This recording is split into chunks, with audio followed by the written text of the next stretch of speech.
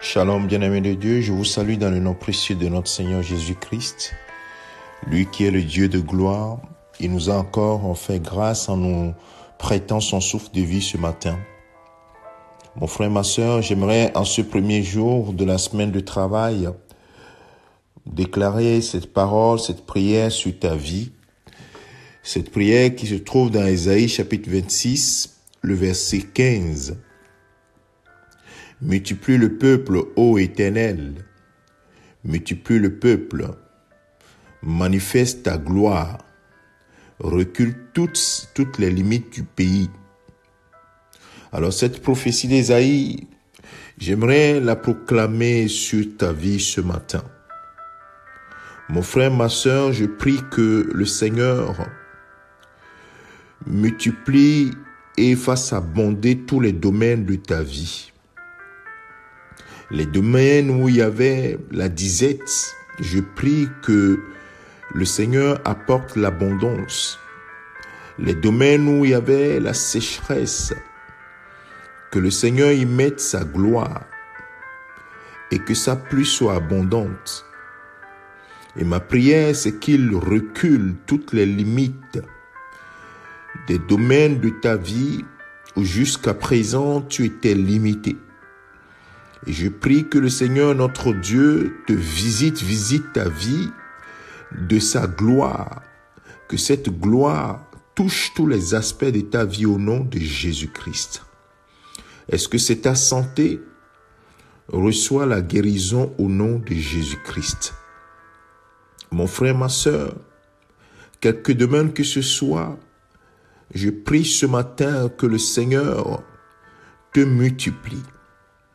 Que le Seigneur te fasse abonder. Que le Seigneur te fasse prospérer. Que le Seigneur recule tes limites et te donne de voir sa gloire. Et quand sa gloire se met dans un domaine de ta vie, véritablement, on reconnaît l'empreinte du Tout-Puissant. Et je prie que cette empreinte du Tout-Puissant se manifeste dans ta vie, quelle que soit la nature du domaine où tu espères en l'Éternel, parce que tu crois en lui, parce que tu crois en son Fils Jésus-Christ. Cette parole est tienne ce matin. Alors crois en elle, confie-toi en elle. La Bible dit que ce qui n'est jamais monté au cœur de l'homme, ce qu'aucune oreille n'a jamais entendu, ce qu'aucun œil n'a jamais vu, c'est ce que le Seigneur, l'Éternel, réserve à ses enfants, à ceux qui croient en lui, à ceux qui comptent sur lui, et ceux qui mettent leur espérance dans le Seigneur.